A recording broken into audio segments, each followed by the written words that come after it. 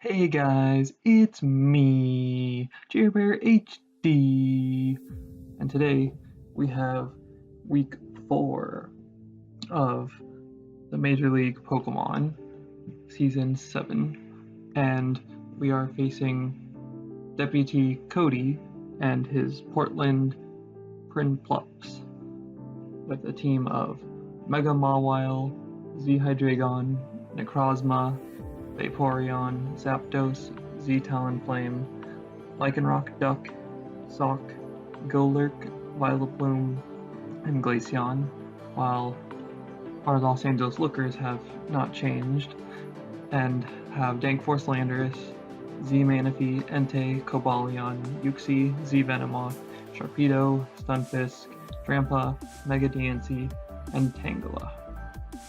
And so for this week, it's kind of a similar build to how we did week 1, where it was kind of just set up and try to overwhelm with offense with some screen support. So first up is the Moth, which has Bug Buzz with Buganium Z, Quiver Dance, Sleep Powder Substitute, and enough speed to outrun a Sock.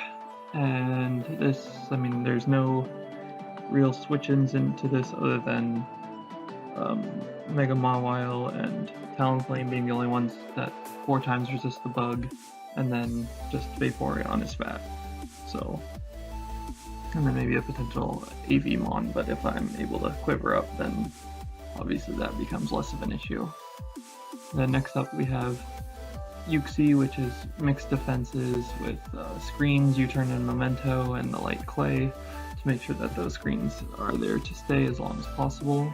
Pretty self-explanatory. Then we have Manaphy with Scald, Ice Beam, Energy Ball, Tail Glow, which seems to be the way I always run it, just because that cover water, ice, grass just tends to cover teams very well. And leftovers with a lot of bulk in max HP, just so that it can be more tanky, and then once I set up, then I have the hitting power as well as obviously the Scald Bird and Chance. Next up we have, and then speed is to speed tie with Zapdos if need be, but most of the time I'm just going to switch into my Stunfisk, which is Earth Power, Discharge, Toxic, Stealth Rock, nothing too special there, and then just mixed defenses to be able to take on the Zapdos and help also with Talonflame. Like I wanted it to be more Spadef, but it still needed to at least help alleviate the pressure since my flying resists on the team are Mega Diancie in this, but since this has more of a role than just checking Talonflame, I wanted it to be able to try to at least help with Zapdos and completely eliminate it, or help with Talonflame and eliminate that as well, and even maybe get the static para on the Talonflame. And next up we have Dankforce Landorus, and this time it's physical with the Yachiberry with Earthquake, Rock Slide, Perk Break to cover his team, and Swords Dance. So then with the Yachiberry I should be able to live any one ice hit and set up a Swords Dance so I can fire off some very powerful attacks, and it outspeeds Zapdos, and should hopefully be able to either break something fat like a Necrozma, Vaporeon, Vileplume, Golurk, something like that, and will help me maybe finish off the game with either Venomoth or pretty standard Mega Diancie here with Moonblast, Earth Power, Power Gem, and Calm Mind, with max speed to speed tie the Lycanroc Duck, which I know it gets priority, but again, if I don't have to risk the speed tie, because again, we have a Stunfisk is basically my switch in for everything, and then Uxie is my switch in to alleviate some pressure from Stunfisk, and hopefully set up screens so where Stunfisk can switch into things more comfortably, and as well as Manaphy can then also function, or obviously best case scenario, set up and sleep with the Moth since it's such a threat. And from him, Mega Mawile, I've accepted that I don't have switch-ins for it. And I'm okay with that because Manaphy should be able to take, one hit. And maybe I can Scald Burn it, or hopefully I can just, or if I somehow get to +6, then I'm sure I OHKO it. So either way, I just need to, Manaphy could just weaken it so then something else could take it out. But yeah, that's the team I'm bringing this week, so I'll be right back with the battle. And we are back with team preview, and Cody has decided to bring Talonflame, Vaporeon, Golurk, Zapdos, Mega Mawile, and Necrozma. And so I'm not too sure what he might want to lead with. If he wants to get Rocks up immediately, then he could lead with Golurk or Necrozma, or if he just wants to maybe pivot around with, or I guess like start with something that he could potentially U-turn or Volt Switch with in Talonflame or Zapdos, or maybe just Mega Mawile, since if he has Intimidate, he might think that he could, well, I guess Dank Force Landorus is usually special, so I'm not sure he would want to lead with Mawile in case I do with that, but if I lead with anything else, it can't be a threat. So I mean, I could see any of the Mons really leading other than Vaporeon, and for that reason, I just decide, let's lead off with Uxie and set up a screen or something, and just, we can use that as a scouting mechanism, and then set up, potentially both screens and just turn out, or if I'm very weak, and Memento out to help set up. So I lead with the Uxie, he leads with Talonflame, and so he actually goes immediately for the U-turn, and it does 40%. I'm like, what the heck? And that's banded. So I just go for the Reflect on that turn, and then I am going to U-turn out immediately instead of setting up the light screen, because this is obviously a huge threat. So I go into Manaphy, the one thing I know can take hits. So he goes for the Sword Stance, and so I'm gonna Scald. I do get the burn, thankfully, and unfortunately, to add onto that, he misses his Play Rough, and obviously that's a, that helps me a lot.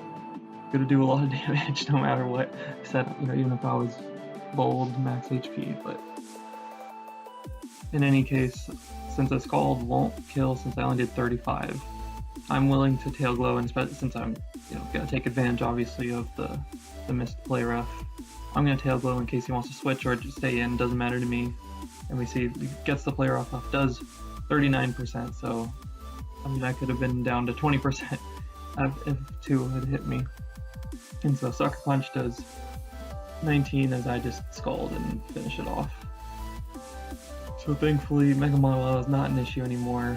It's dealt with, but by no means am I out of the woods. And goes into Zapdos. I'm not going to risk a Speed Tie if I don't need to, so I'm just going to go into my safe Stunfisk. And then I'm going to set up Rocks because obviously the banded Talonflame is an issue. Like I really don't have switch-ins for this, so he goes for the Defog, obviously seeing the same thing, and I'm gonna Toxic this Zapdos because I am, I'm gonna get Rocks up. I don't care if I have to sacrifice Stunfisk, so be it. But I'm getting my Rocks up, so if I Toxic it, then let it get worn down. If he wants to keep clicking Defog or HP Ice, I can just keep clicking Stealth Rock. But at first, I don't think he will immediately, so I do Discharge. But now now that he's for sure going to die, if he switches out, he's barely gunning any, barely has any longevity. So I'm free to just go for Rocks. And then on this one, I'm not going to risk any other Mon, and so we just double down. And so it's Rocks are up. Talonflame only has 2 switches, and it can only go for Brave Bird or Flare Blitz really, once, because I go into DNC on this to ensure that he doesn't stay in, and also this also switching into Manaphy covers for potential Steel Wing, and so he turns out into Necrozma as a switch into my Manaphy. And so I'm gonna Tail Glow up just so I can do some damage to this. And he goes for Rock Polish, so that's a little scary. And I don't really have a great switch in that I want to take damage on immediately, so I stay in, goes for the Photon Geyser, crits me. It was, depending on the set, it could have mattered, it could have not. At this point in the battle, I have no clue. I haven't seen what this is, because if it was defensive and had no special attack investment, it definitely does not kill whatsoever. If it did have special attack investment, it was a roll with without the crit. So at this point I have no idea, but since it's Rock Polish, it probably is offensive, and so I feel like I can just go into HAXing to set up a screen to alleviate myself, and I'm pretty sure this is special Photon Geyser, but so I'm assuming that as I go into HAXing, and he goes for Signal Beam, so pretty much confirms what I thought, and I get up the light screen, and also it does show that he was indeed very special attack invested, so that crit on Manaphy does not matter. And then I can Memento, since I know I can live one more Signal Beam. And then I can go into DNC and set up a Calm Mind and try to just do a bunch of damage right here, which in hindsight probably was not my best play, because I could just attack twice to get more damage than I would, considering Golurk was a pretty obvious switch in. And I just want to weaken the Golurk, because that's one thing preventing Venomoth from winning, which is, in my opinion, the way I'm going to win at this point. I don't think Landorus can win at this point, just because even with a Sword Stance, I have to get 2 of them to beat the Vaporeon. So I'm just trying to weaken everything to the point of where Venomoth can Sleep Powder and maybe set up on, the preferred thing would be Vaporeon, but obviously if it's just last mon Venomoth, I don't really have a choice of whatever I'm setting up on, so that's, gotta set it up for that. So I Calm Mind up, which in hindsight I should have just Moonblasted, but Moonblast, it does only 43, so I'm assuming this was Assault Vest, and it just, a Heavy Slam knocks me out. That's fine. It lets me go into Landorus. I live any one hit from this because I do have that Yachi Berry, so it lets me Swords Dance up, which I do need to Swords Dance up because I don't want the Necrozma to Rock Polish, and he can't Rock Polish because I would because he wouldn't knock me out with the light screen up. So it forces in Talonflame after I take out this Golurk. So that is what happens, is I do end up Sword Dancing on the Ice Punch and then Earthquaking it, and then does force in the Talonflame, which does go for the Brave Bird. So then it's a double down, and now it's one more turn of Light Screen and Venomoth against Necrozma and Vaporeon, which the Necrozma does come in. And so here, I have the Sleep Powder, I have Quiver Dance, I have Bug Buzz, I have Substitute, and I have the Savage Spin Out. Substitute's never the play because I've seen Rock Polish and I've seen Photon Geyser. Photon Geyser, since I do know now that it's offensive, it does kill me. It does kill me when I'm at +1 without the light screen. So in my mind, if he's fast enough to Rock Polish and then Photon Geyser while I try to Quiver Dance this turn, I just straight up lose. And so I'm not willing to risk that because this can knock me out really easily, whereas no matter what, Vaporeon can, if it's defensive, it's at best it KOs me with a burn helping it. So I'm gonna go for the Savage Spin Out because the Necrozma is so damn bulky that it lives a Bug Buzz from this range even with no HP. So, it doesn't necessarily always, but I don't know the HP investment, and so I'm not willing to risk it. So I'd rather just use the Z move here just to make sure I knock it out. Whatever spread this is, as long as it's not Tangaberry, it dies. And so now it's Vaporeon versus Venomoth to decide the game. So I have to set up on this. It does. If I get to +1, it still breaks a sub. However, if I get to +2, it does not break the sub, guaranteed. Whereas at least with +1, I believe during based off investment, it could be a roll. I don't remember exactly, but regardless, like in a perfect world here, I sleep powder.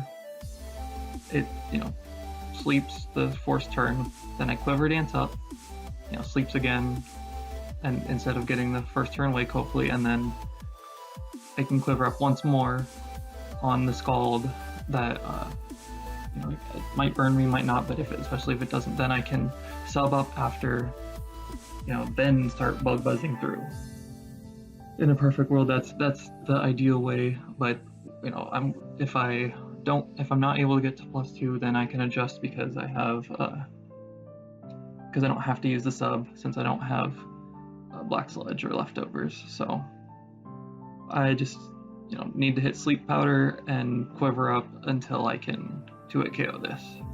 So I go for sleep powder, I miss, and that just kind of effectively ends the game. But Scald gets the burn. It didn't matter about the burn really at this point since I don't have Roost. I just kind of lose, which really sucks. So if I had Roost, I actually just win because as you see, I can get the quiver up. But at this point, I can't OHKO this even with a crit. So he got the first turn wake and I missed, so it wasn't gonna happen unless I had Roost, which that's an oversight on me, was putting sub over Roost, because I think in previous weeks I've never clicked Roost and sub seemed like it was better, and then of course the one time I don't bring Roost I end up needing it. So it's unfortunate that I lost the first time for this season, but we're still 3-1 and I think +10, something like that, so it's not a huge deal. It was a very close battle, HAXing battle, unfortunately, but I think we both played around that Hax to the best we could, and so it wasn't like either of us came out super sore about one person just HAXing the other person like crazy. So it was a good game to Cody, and hopefully we can bounce back in week 5. And thank you very much for watching. Bye!